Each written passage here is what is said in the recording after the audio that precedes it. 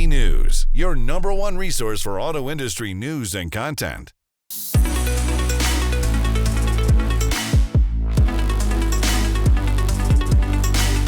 You're watching Diversity in Automotive with Bridget Fitzpatrick. Hello, everyone. Today on Diversity in Automotive, we have the honor of speaking with Mitch Mitchell, the Executive Director of Chrysler Minority Dealers Association, the CMDA. The CMDA has been instrumental in advocating for minority dealership owners and aspiring entrepreneurs within the automotive industry. Mitch's leadership has been pivotal in promoting diversity and inclusion, ensuring that minority dealers have a strong voice and presence in the automotive sector. Today, we'll dive into his journey, the challenges and successes of minority dealers, and his vision for the future. Mitch, welcome to the show. Thank you, Bridget. Thank you for having me. I really appreciate you guys inviting me, and I really appreciate you taking the time to shine the light on our association today. Absolutely. Happy to do it. Now, let's talk a little bit about you first. You've been in this role for quite some time. You've been with the CMDA for, I think, over 7 years. Correct me if I'm wrong there. But talk to us about how you ended up in this role and a little bit about your background. Yeah, so glad to do that. And I've been in the automotive industry in one way, shape, or form or another for over 30 years. Hard to believe. Time has flown. I started my career out as a CPA here in Metro Detroit. And being in this area, you know, we had a lot of automotive clients. And so that was the beginning of my foray into the automotive industry directly. But being a native of Detroit, I've always been around the automotive industry, had family that's worked in the automotive industry. So been in around it my whole life. And anyway, so after my CPA career, I went to work for Ford Motor Company for a couple of years. Went back to college for a little bit, got an advanced degree, and then came back and worked for Chrysler for a while. So I was there for about 20 years in various roles, starting out in finance. And then I had a segue over into the sales and dealer world because Chrysler had a small portfolio that they had an investment interest in, and they were doing it and managing it with all these sales guys, but the sales guys didn't have a total understanding of the finance piece, the equity piece of it. So I got recruited to manage that portfolio. And that was my first foray on the sales and dealer side. And in that role, I got really involved with the minority dealer initiatives that Chrysler had, Stellantis now at that time, and involved in the sales and dealer world as well. And then kind of moved around, had some other roles before I left Chrysler, like my last 8 to 10 years there in the sales and franchising worlds in Stellantis, Fiat, Chrysler, Daimler, Chrysler, take your pick of the name. And so as a result of the relationships that I built when I was in that job where I was working with minority dealers and dealer diversity, those relationships led me to being recruited by some of the board members of the CMDA at that time for this role as I was exiting out of my career at Chrysler. And so here I am, 7.5 years later, loving what I'm doing. Yeah, and a great person for the job since you've really seen every aspect of the automotive space, it seems, in your journey. Definitely. I've been around sales world, the manufacturing world, the finance world. So I've seen a lot of pieces to the puzzle. Yeah. Now, the CMDA has been the cornerstone helping minorities for years, I think almost 40 years now. Talk to us about what the CMDA does to help minorities. So you hit the nail on the head, Bridget. We've been around for 40 years almost. Next year, 2026, we'll be celebrating our 40th anniversary. So we're fortunate to be able to do that. And we help our membership specifically and minority dealers in general in 3 main areas. First and foremost is we serve as an advocacy organization for ethnic minorities to obtain franchise opportunities in the automotive retail business. And so that's our priority mission right there, is making certain that those opportunities are available to ethnic minorities, out on the landscape who are qualified to run dealerships in our world. Secondly is we work to develop and optimize the existing memberships the existing members, their businesses. So once they obtain those dealerships, we help them to improve those dealerships, sustain those dealerships, because it does us little good to help achieve those franchise opportunities for them just to go out the back door 2-3 years later. So we work tirelessly to make certain that we help them improve and sustain their businesses.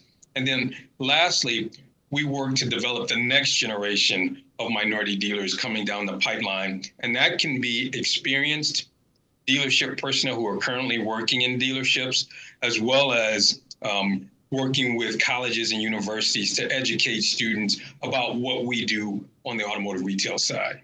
Great, great. Well, we appreciate the work that you're doing there.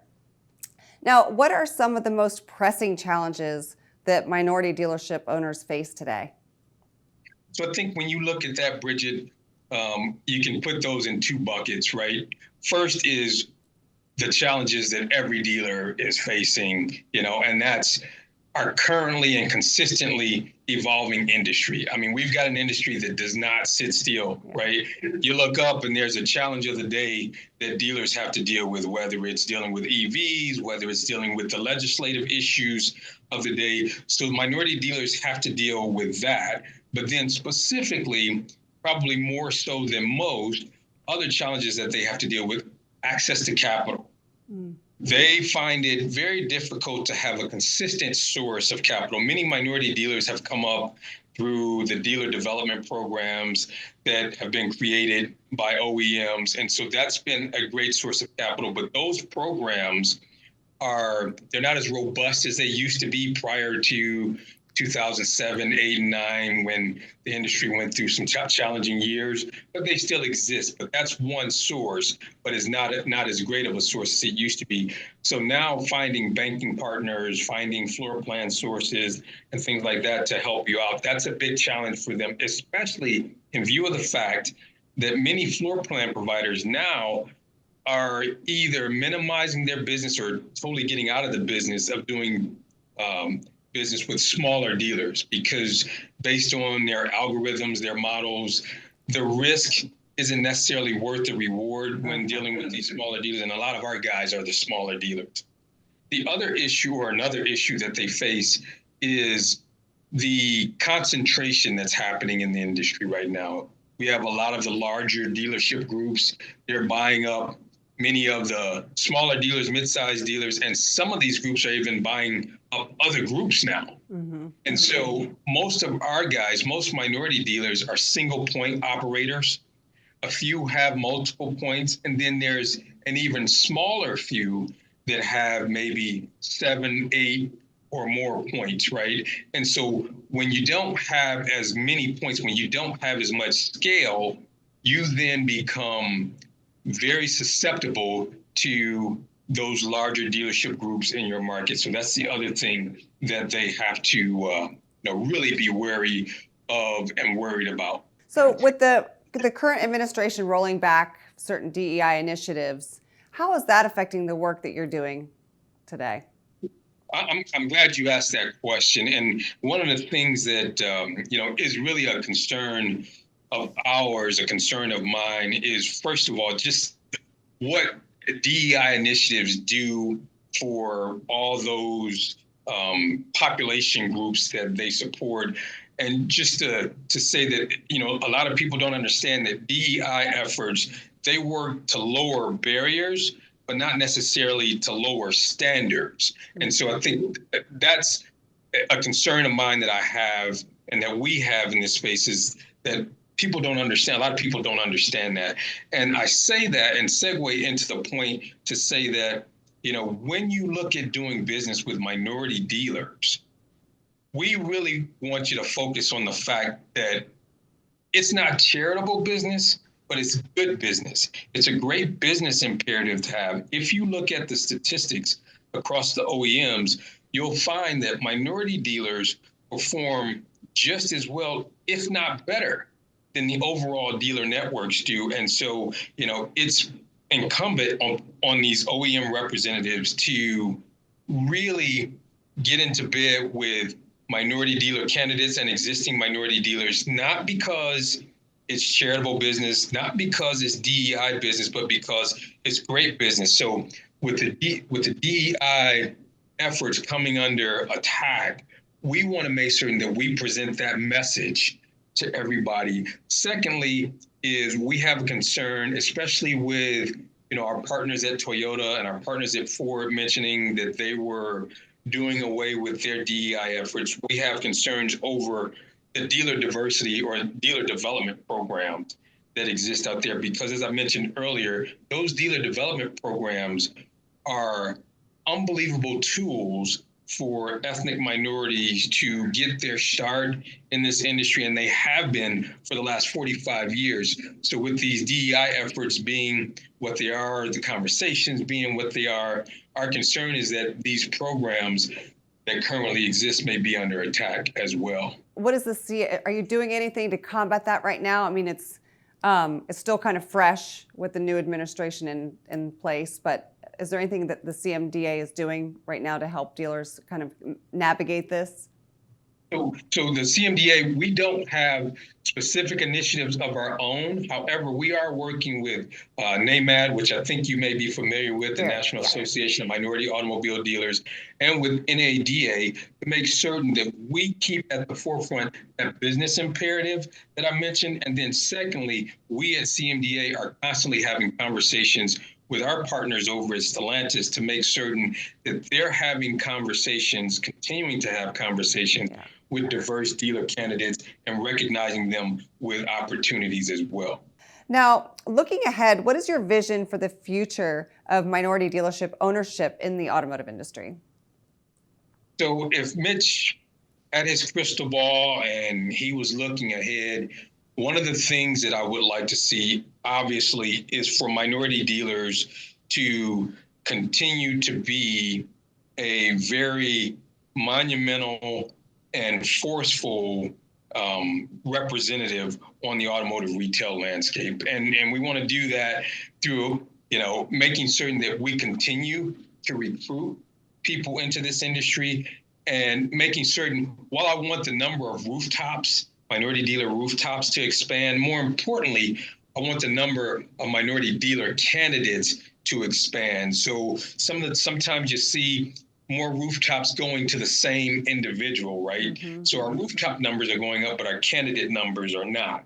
And so I want to make certain that those candidate numbers are increasing along with the rooftop numbers.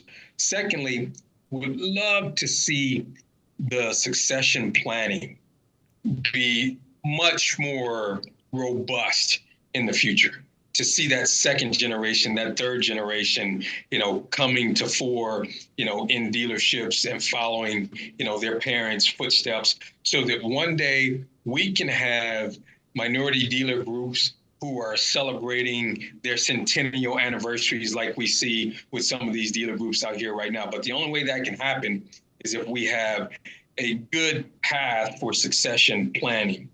And then lastly is making certain that we continue to educate those ethnic minorities who are interested in the industry and who are already in the industry to learn more, because that education is very important to being successful. So if I had my crystal ball, that's what I'd like to see in the future. That looks like a nice future. So what advice would you give to those that might be thinking about getting into the industry? Oh, first off is I would say educate yourself on the industry. There's a lot of people who think they know what we do, right, in this world, but they really don't. They really don't. And I've talked to several people who've come up to me and say, Mitch, I want to be a dealer. I want to be a dealer. And I'll ask them a couple of business questions, not necessarily automotive selling questions. And they get the deer in the headlight look, right? And so, first of all, is educate yourself on what we do. Because when you come into this world, it's more than just selling cars. It's more than it's running a business. So you have to understand that. Secondly is understand the cash needs of this business. And that's from two different perspectives, Bridget. First is the financing perspective. How much is it going to cost to buy a dealership, especially if these dealer development programs no longer exist? How much is that going to cost you? Do you have that amount of unencumbered capital to invest in a dealership? If not, do you have investment partners? Do you have a financing source that can help you get that? So that's the first part. The second piece is once you get into the business, it's making certain you understand the cash needs of the business and how cash flows through the business. I have seen several dealerships that unfortunately have gone out of business, not because they didn't know how to sell enough cars, but it's because they didn't know how to manage the cash flow within the business. Yeah. But that's the second thing, is understanding the cash needs that are required in this business. And third and lastly is build a network. Build a network. You are not going to do this thing by yourself. Even if you might be in business as a sole proprietor, you're still going to need, a network to help you continue to be successful. So those are the things, those are the key pieces of advice that I would give to anyone looking to come into our game. Great advice. Thank you so much for sharing. And thank you so much for sharing all the work that you're doing to help minority dealership owners and those that want to get into the business. So we'd love to have you on again to talk about it more. We really appreciate your time today. Well, again, thank you, Bridget. I really appreciate you guys taking the time to speak with me, taking the time to get to know CMDA a little better, and more importantly, taking the time to really specifically emphasize the diversity importance in our automotive industry. We're happy to help. Anything we can do to help, we're here. Thank you. All right. Thank you, Mitch. Thanks for watching Diversity in Automotive with Bridget Fitzpatrick, exclusively on CBT News.